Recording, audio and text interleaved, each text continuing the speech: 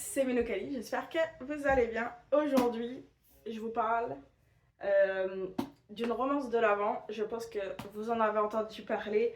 Un cœur pour Noël de Sophie Jomain aux éditions Ozu. Donc, pour rappel, donc, ça va être des chapitres comme ça donc, qui sont fermés. Et le but, donc, c'est que, comme un calendrier de l'Avent, chaque jour vous ouvrez votre chapitre. Donc là, moi, j'ai ouvert déjà le premier, comme vous voyez. Et après, vous lisez, puis vous refermez votre livre bien gentiment pour attendre le lendemain. J'ai décidé de faire donc une vidéo chaque jour pour parler du chapitre parce que je trouve qu'on va être beaucoup, je pense, à lire vu qu'il a été en rupture de stock dans partout. Moi, si vous ne savez pas, je suis au Québec, à Montréal. Depuis presque 10 ans que je suis ici. Je sais qu'il a été en rupture partout, qu'il a été dur à trouver au Québec aussi. Bref, je sais qu'on est beaucoup à la voix. Donc je me suis dit, pourquoi pas faire une vidéo pour vous en parler chaque jour de chaque chapitre. Donc moi ce matin j'ai ouvert, parce que je suis en congé aujourd'hui, donc j'ai ouvert mon petit chapitre 1 avec mon coupe-papier.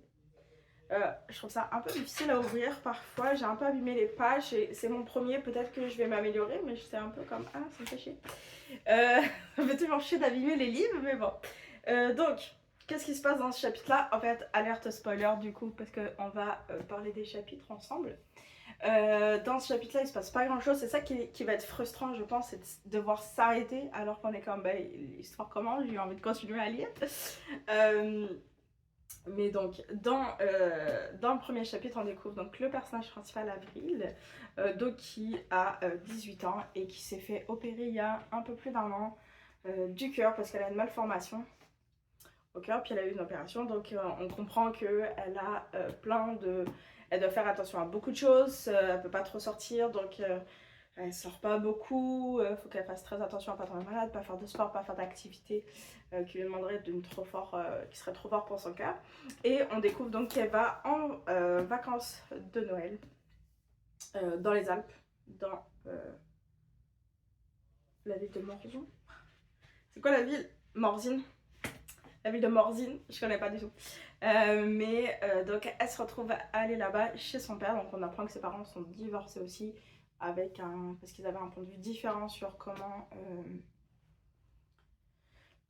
sa mère qui était très prévoyante, très protectrice, alors que son père était plus comme laissons-la vivre, et donc un point de vue totalement à l'opposé, donc ils s'entendaient plus, donc ils ont divorcé, et là elle se retrouve à aller chez son père dans un chalet, et que ça fait longtemps qu'elle n'y est pas allée.